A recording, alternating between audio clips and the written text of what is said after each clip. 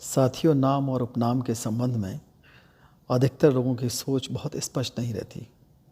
मैं इस संबंध में कुछ कहना चाहूँगा, ख़ास तौर से उन लोगों से जिन लोगों ने कई दशकों से काम किया, सामाजिक काम किया, समाज में बदलाव के लिए काम किया और बहुत सफल भी रहे। लेकिन एक जगह कहीं न कहीं वो चूक कर गए, अपने नाम और उपनाम के बारे में नहीं सोच पाए, उसमें बदलाव नहीं कर पाए। नाम सिर्फ़ परिचय नहीं है, नाम के अंदर, उपनाम के अंदर बहुत कुछ छुपा हुआ है। वो एक क्षण में आपके बारे में बहुत कुछ बता जाता है। सामने वाले को बहुत ज़्यादा जानकारी की ज़रूरत नहीं होती। अगर वो इंटेलिजेंट है तो वो आपके बारे में बहुत सारी चीज़ें जान पाएगी। उसमें मुख्य बिंदु, वैसे तो बहुत सारे बिंदु हैं, लेकिन मुख्य बिंदु क्या-क्या हैं? मुख्य बिंदु है कि आपकी पृष्ठभूमि के बारे में जानकारी हो जाती है। आपका नाम क्या रखा गया, उसकी स्पेलिंग क्या है? जिन लोगों ने रखा है वो आपके हितैषी हैं या नहीं हैं? वो लोग आपके बारे में क्या सोचते रहे हैं? उन्होंने उस नाम के अंदर क्या चीज़ें भरी हैं? ये सब जानकारी हो जाती है पृष्ठभूमि वालों की। वो परिवार वालों ने रखी है या ऐसे लोगों ने रखी है जो आपके हितैषी ही नहीं हैं। आपकी सोच पता चलती है, प्रगतिवादी सोच के हैं आप या दुर्गतिवादी सोच के हैं, आप स्पष्ट हैं या नहीं हैं, ये सब जानकारी आपके नाम उपनाम से हो जाती है। आपका दर्शन क्या है, किस दर्शन शास्त्र की तरफ आपका झुकाव है, क्या सिद्धांत होंगे आपके, आप उदार होंगे या कट्टर होंगे, ये सब आपके नाम के अंदर, उपनाम के अंदर छुपा रहता है। आपके प्रेरणा स्रोत कौन से महान लोग होंगे, ये जानकारी भी आपके नाम उपनाम से हो जाती है। और आप स्पष्ट हैं या नहीं अपने प्रेरणा स्रोतों के बारे में, ये जानकारी करने के लिए अकेले आपका उपनाम जब जाता है किसी के पास तो उनको जानकारी हो जाती है क्या क्या स्थिति है इनकी, आपका धर्म क्या है और क्या चीज़ें हैं, क्या झुकाव है, और आप किस जाति के हैं, किस उपजाति के हैं। अधिकतर नाम उपनाम में लोग डाले रहते हैं और उसको छेड़ते ही नहीं जीवन भर और सोचते रहते हैं कि हम तो जातिवाद के खिलाफ काम कर रहे हैं। ये बहुत बड़ी हिपोक्रेसी है। अगर कोई आदमी कमीज़ पहने हुए तो ये नहीं कह सकता कि मैंने कमीज़ नहीं पहन रखी या मैं नग्न हूँ।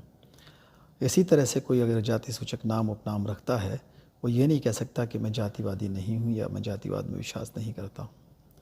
और जब उसने नाम दे रखा है, इसका मतलब कहीं ना कहीं वो जिस भी कुर्सी पर बैठेगा उस वो या तो प्रेफरेंस के रूप में होगा या फिर वो इंडिफरेंस के रूप में होगा। कुछ ना कुछ इस तरह की चीज़ें उसके व्यवहार में, उसके काम में और उसके जो सिद्धांत हैं उसमें ये कमी आएगी। किस देश के रहने वाले हैं, किस क्षेत्र के हैं, ये भी नाम उपनाम से आसानी से जाना जा सकता है। सिर्फ नाम पट्टिका देख कर के ही मालूम पड़ जाता है कहाँ के रहने वाले आप हो सकते हैं। तत्सम शब्दावली है, तद्भव शब्दावली है, ये सब चीज़ें उससे जानकारी रहती है।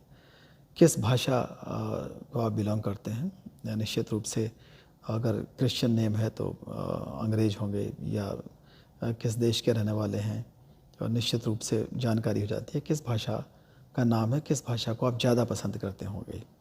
कहीं भी जहाँ भी क्रिश्चियंस लोग रहते हैं उनका प्रयास ये रहता है कि अंग्रेजी भाषा के प्रति रुझान रहता है। ये जानकारी, ये सिद्धांत बने बनाए हैं, इनको आप बदल ही नहीं सकते। अगर आपको लगता है कि इसको बदल करके आप निश्चित रूप से एक अच्छा संदेश देंगे तो आज ही बदलिए। समाज में बदलाव लाना है तो ज़रूर बदलिए। जब तक आप अपने आप को नहीं बदलेंगे तब तक आपके न तो व्यवहार में शुरुआत होगी, ना औरों के व्यवहार में बदलाव आएगा आपके प्रति। और जब भी इससे परिचय होगा, ये सिर्फ परिचय नहीं है, ये आपके व्यक्तित्व का दरवाज़ा है।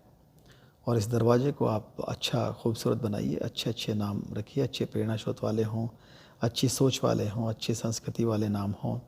अच्छा लगे कि हाँ आप राष्ट्रवादी हैं, आप समाज में बदलाव चाहते हैं, आपका कोई सिद्धांत है, स्पष्ट सिद्धांत है, आप अंधविश्वासी नहीं हैं।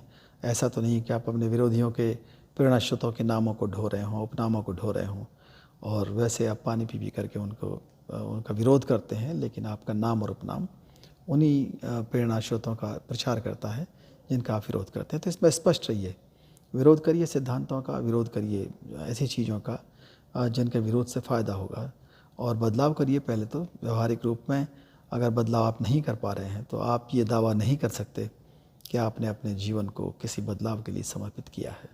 बहुत बहुत धन्यवाद।